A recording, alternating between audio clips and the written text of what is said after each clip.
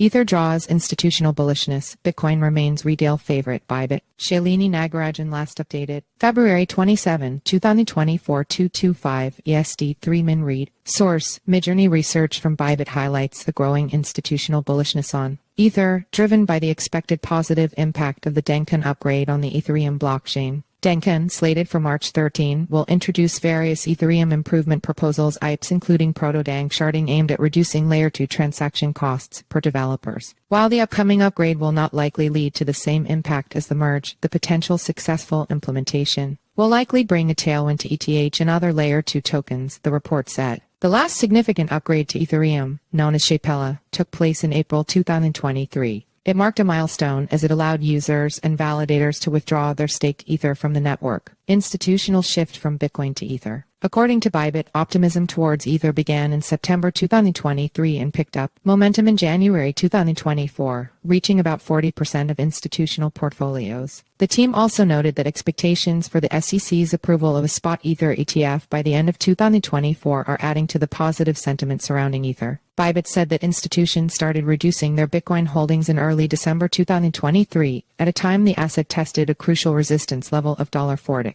Thereafter, their Bitcoin holdings continued to decline. It remains unclear whether this shift from Bitcoin to Ether represents a short-term tactical adjustment or a medium-term strategic reallocation. With the Bitcoin halving coming up in April 2024, it's risky to be negative about the crypto asset because the halving is generally seen as a good thing, Bybit indicated. Retail versus institutional investment styles. The report also provided a breakdown of asset allocations. It showed that institutions allocated about 40% to Bitcoin, 40% to Ether, 15% to stablecoins, and 5% to altcoins from July 2023 to January 2024. According to Bybit, institutions have raised their portfolio focus on Bitcoin and Ether from 50% to 80%. In contrast, retail users have a lower concentration in Bitcoin and Ether, with these two assets making up about 35% of their total portfolios. Retail users have a very distinct investment style relative to institutions, with a higher tilt into altcoins and with more cash, for example, higher stablecoin percentage, the report said. Retail users show greater confidence in Bitcoin versus Ether. In another notable difference, retail users were found to have relatively stronger optimism toward Bitcoin compared to Ether. Bybit said they did not invest in Ether to the same extent as institutions during the research period. Additionally, retail users have not reduced their positions in Bitcoin since the period between December 2022 and September 2023. The distinctive investment style of retail users might have to do with their higher leverage, which demands a higher level of portfolio assets as collateral INS leverage at ~12, retail users leverage level at ~20, Bybit said. Retail investors maintain higher altcoin exposure. The report revealed that retail users still hold larger positions in altcoins compared to Bitcoin and Ether. However, there is a prevailing cautious sentiment towards altcoins among most users. Institutions significantly reduced their overall positions in altcoins by half in percentage terms. They were observed to have nearly exited all positions in highly volatile token categories such as meme, AI, and BRC20 tokens, except for loan, DeFi, and metaverse tokens. Despite jaw-dropping returns in 2023, institutions have not been fans of those high-risk, high-return bets in 2023.